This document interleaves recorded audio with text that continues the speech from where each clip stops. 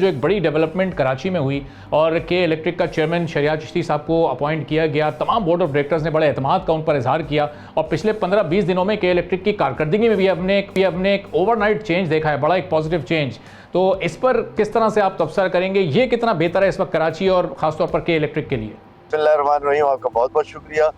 دیکھیے شہریار چشتی صاحب کا کہ یہ ایم ڈی کے پوزیشن پر آنا، میں سمجھتا ہوں کہ اچھی تبدیلی ہے. شہریار صاحب ایک پرانے منجے ہوئے پروفیشنل بھی ہیں اور اس کام کو سمجھتے بھی ہیں، اور میں سمجھتا ہوں کہ یہ کمپنی کو جو ہے وہ بہتر طریقے سے آگے چلا سکیں گے.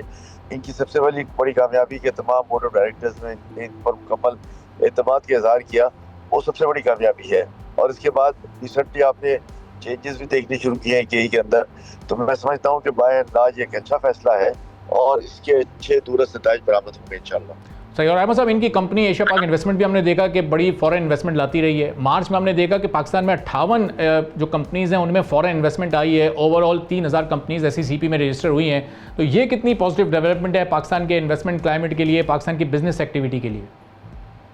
دیکھیں آبویسلی جو انویسٹمنٹ پاکستان میں آتا ہے اس کو ہم سب ویلکم کرتے ہیں اور اس کی تعریف بھی کرتے ہیں.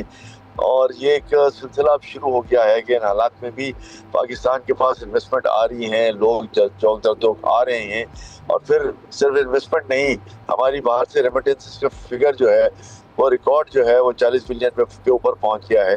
تو میں سمجھتا ہوں کہ بائی اینڈ لارج ہم بڑی کمفرٹیبل پوزیشن میں ہیں، اور آگے جا کے پاکستان میں انویسٹمنٹ کے جو مواقع ہیں وہ نہ صرف اوپن اپ ہو رہے ہیں بلکہ ہم اچھے انویسٹرز کو ساری دنیا سے اٹریکٹ بھی کر رہے ہیں. SIFC نے جو بیج بویا تھا، آج میں سمجھتا ہوں کہ اس کا پھل دینے کا وقت آ گیا ہے، اور پاکستان میں انویسٹمنٹ جو ہے وہ بڑی تعداد میں متوقع ہے انشاءاللہ. سبسکرائب کریں اور بیل دبائیں تاکہ کوئی خبر رہ نہ جائے.